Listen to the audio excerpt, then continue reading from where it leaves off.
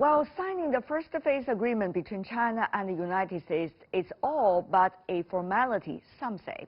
Observers, however, are already considering what is going to happen after the ink dries. For instance, is there a phase 2? If so, what is the characteristics of the phase 2? And with 2020 being an election year in the U.S., are there any other factors that could be used as bargaining chips in China-U.S. relations by Washington?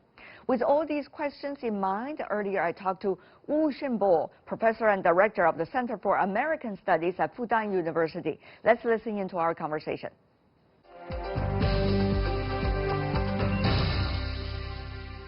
First phase, China-U.S. agreement seemed to be a definite? So far, yes, especially after the telephone conversation between President Xi and President Trump.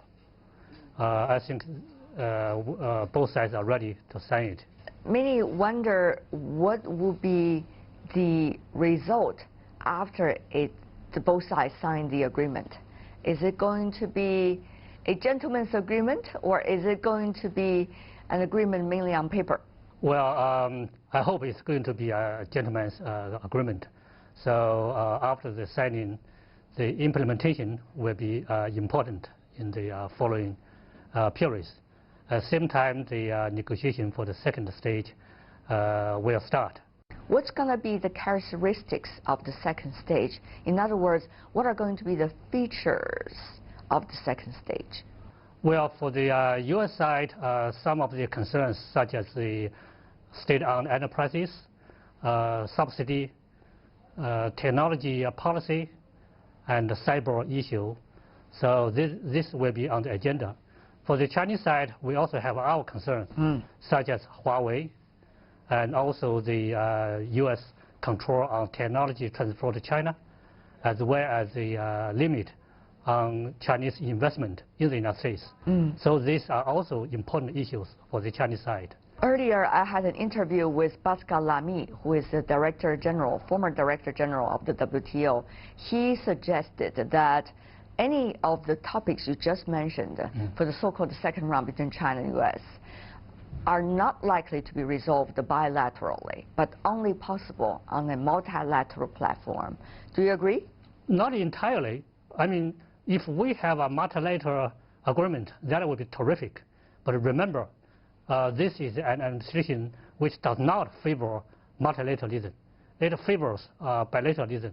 So if some of these issues like investment and technology control can be discussed between two sides and agreement can be achieved, that should be a great thing for both sides. In fact, let's remember during the Obama era, the two sides started a negotiation over bilateral investment treaty. Actually, some of those issues can be discussed within that framework. Of course, it depends on whether Trump administration would like to, reopen the negotiation with China on BIT started by the Obama administration. Of course, we're moving already into the election year. In the election year, there are certain characteristics of any politician, Trump included, who is seeking re-election. So what do you make of the possibility that those in-depth topics with complexity and certainly not necessarily going to grasp the headline every day likely to be discussed at all? Well, Trump is a very unusual president. If he wants to do something, he can do it in spite of strong opposition. So we have already seen that on many occasions. But rather his own incentive to do it. Right. I think at the moment he's under big pressure from the technology industry because U.S. high-tech industry views China as a major market. So if Trump continues the policy on the control of technology transfer, that will be a big loss for the high-tech industry. So if Trump decides to move ahead with this issue, he will get strong support from the high-tech Silicon Valley. Is it going to help him with the votes?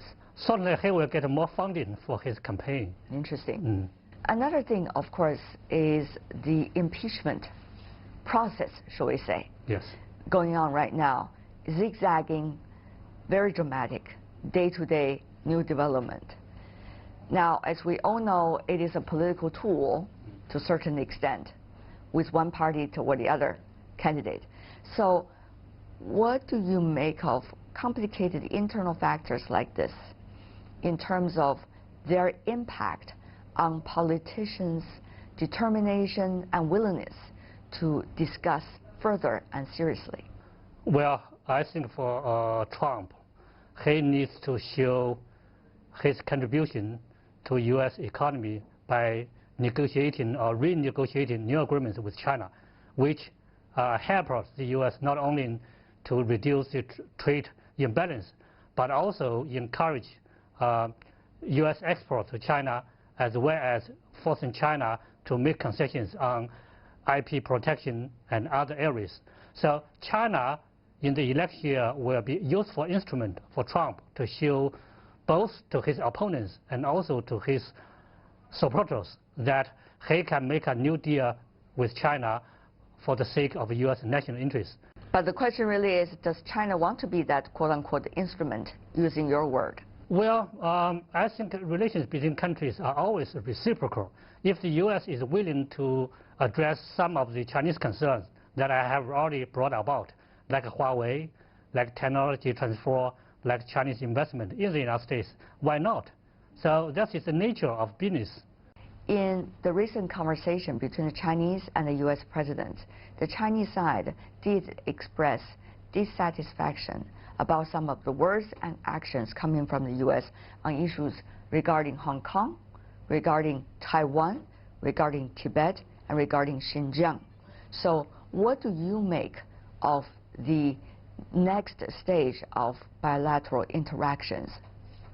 Well, I think this relationship will remain to be turbulent in the next year. However, there may be some difference next year. This year, this relationship has been mainly overshadowed by the trade issue.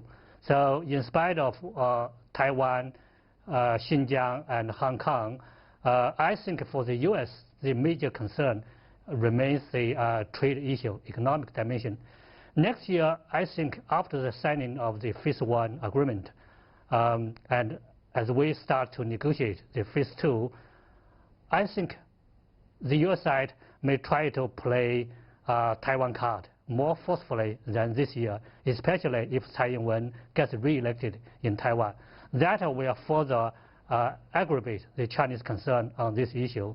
And my concern is that next year, the big problem in this relationship will not necessarily be the trade issue, but the Taiwan issue. Is there any way that the Chinese side will be leveraging this danger and be able to make sure it's not going to be interfered, its internal affairs? Well, I think then China has to show the willingness to use some of the leverage vis-à-vis the United States, especially in Phase 2 negotiation. If the U.S. doesn't address the Chinese legitimate concern on the Taiwan issue, then we may not be willing to move forward on this negotiation, as the U.S. would like to say. And also remember, I think the reason for Trump to initiate the phone call to President Xi, my speculation, maybe is about the North Korean issue.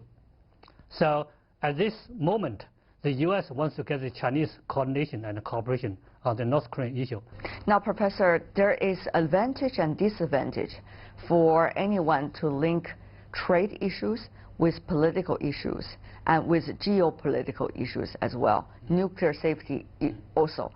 What do you think about the pros and cons if linking them together? At the policy level, the linkage is everywhere.